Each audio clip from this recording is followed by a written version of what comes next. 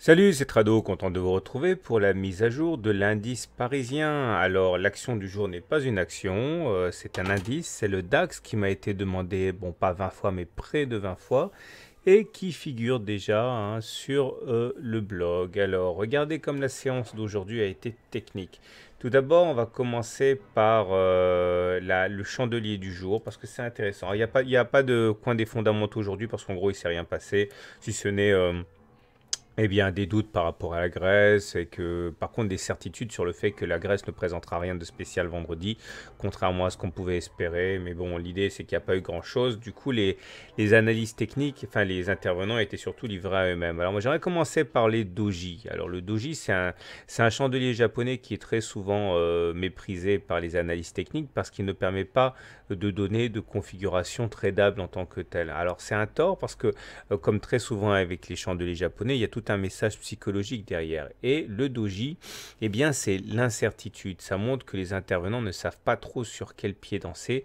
Alors, le point commun entre tous les dojis, c'est qu'on va avoir un niveau d'ouverture et un niveau de clôture qui seront équivalents, ce qui veut dire en gros qu'on n'a pas de corps, puisque le corps, c'est la différence entre le niveau d'ouverture et le niveau de clôture. Donc là, on va avoir des extrêmes assez marqués, mais on va finalement batailler toute la séance pour terminer sur le même niveau que celui sur lequel on a ouvert. Alors il y a plusieurs variantes, le porteur d'eau, le dragon, longue jambe, pierre tombale, et on accepte même qu'il y ait un tout petit corps pour qualifier de doji une bougie, à condition que les mèches soient vraiment disproportionnées par rapport au corps. En l'occurrence, là, il faut comprendre à chaque fois que va falloir combiner ça avec le reste. Alors le reste, c'est ça. Regardez aujourd'hui, on a eu un magnifique doji ici, un doji longue jambe avec un niveau d'ouverture de clôture significativement identique. Et on pourrait donc surtout remarquer ici la grande incertitude des intervenants qui ne savent plus trop sur quel pied danser. Mais ça n'a pas été non plus une séance pour rien, je vais vous dire pourquoi. Parce que tout d'abord, ça nous a permis de venir tester la solidité du bas du canal noir. Ici, bon, il commence à ressembler un petit peu à n'importe quoi le canal, parce qu'il est bafoué quand même, et de manière significative ici. Mais enfin bon, visiblement les intervenants ont besoin et envie de le maintenir, mais il devient véritablement proche de l'état de passoire là. En tout cas, il est solide, même s'il met du temps à produire ses effets de support.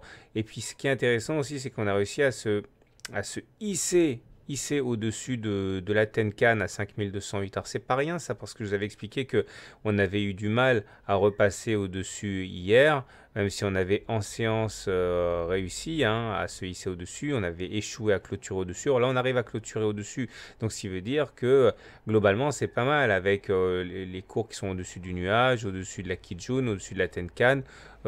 On est en situation quand même très haussière, on regarde de Ishimoku. Maintenant, ça se fait sans beaucoup de conviction. Regardez un petit peu les indicateurs techniques. Moi, ça m'inquiète un petit peu parce que le MACD est toujours en dessous de son signal. Ça nous met dans une situation de vulnérabilité baissière. Bon, le momentum, rien à signaler, il est toujours positif, donc la pression est toujours haussière, même si elle a tendance à rester assez à un niveau faible et en déclin. Par contre, la montée des volumes ici est assez intéressante à analyser parce que lorsqu'il y a un doji et qu'il y a une montée des volumes, ça veut dire que c'est pas une séance où on n'a rien fait. C'est-à-dire qu'il y a vraiment une grosse bagarre entre les vendeurs et les acheteurs. Donc les intervenants ont été actifs. C'est-à-dire que c'est pas le manque de conviction véritablement qui l'emporte quand on regarde le nuage, c'est qu'il y a de la conviction, mais dans le deux sens probablement entre ceux qui veulent ne pas louper le train et ceux qui veulent commencer à décharger. Bref, ça me fait penser un petit peu à une période d'accumulation-distribution, un petit peu comme celle qui nous avait alerté lors de la précédente hausse des volumes. Donc, ah oui, ça, regardez le trix. Le Trix, il vient de croiser son signal à la baisse. Alors, comme je le dis souvent, avant de tirer des conclusions hâtives, parce que ça, c'est un signal qui est éminemment baissier, il faut regarder ce que ça a fait précédemment pour voir si c'est digne de confiance. Or, la dernière fois qu'on a croisé à la baisse, c'était là. Ok, et l'effet a été très très mesuré puisque regardez finalement il s'est agi quasiment d'une latéralisation. Donc on va faire comme si on n'avait rien vu au niveau du trix parce que la dernière fois c'était pas très probant. Voilà, donc globalement pour faire simple, séance d'hésitation où on a surtout testé la solidité du canal. Pour moi, et je l'ai déjà dit et je le répète, hein, tant qu'on ne s'extrait pas de la fourchette d'Andrews par le haut et tant qu'on ne casse pas le SAR ici, je ne basculerai pas en tendance haussière. Pour moi, on est toujours dans une période globalement de latéralisation, de doute. Alors, je voudrais une fois de plus, vous dire que c'est une habitude, mais c'en est pas une, basculer du côté de l'horaire, parce que ça nous enseigne quand même pas mal de choses, hein, cette histoire. Tout d'abord, si vous vous souvenez de la vidéo que j'ai faite hier, j'avais dit on était soutenu par une oblique là et qu'il fallait absolument pas la casser, sinon il y aurait une accélération baissière. Alors c'est marrant parce que regardez où l'accélération baissière s'est arrêtée.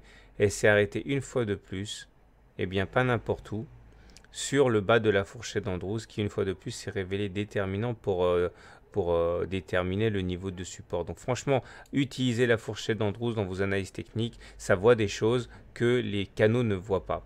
Et pour être complet sur l'horaire, on a rebasculé haussier, hein, puisque maintenant on est au-dessus du nuage. Ok, on est au-dessus du nuage avec la kit jaune, enfin pardon pas la kit jaune, la lag span qui est au-dessus des cours.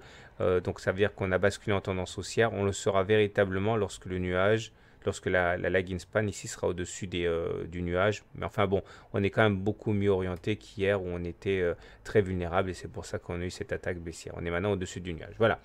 Donc pour moi, c'est toujours en journalier l'indétermination, hein, méfiez-vous. Hein, je le dis, je le répète pour la troisième fois, surveillez surtout le niveau des 5266 au-dessus. Je rebascule optimiste et haussier. En dessous, je suis toujours je considère qu'il faut rester dans l'expectative. Voilà, je terminerai en vous annonçant que le traditionnel webinaire du mois, ce ne sera pas un mercredi exceptionnellement, ce sera lundi qui vient. Lundi là, hein, lundi dans 5 jours, et ce sera consacré au MACD et à ses petits secrets. Voilà, je vous souhaite une bonne journée de bon trade et à demain pour la mise à jour.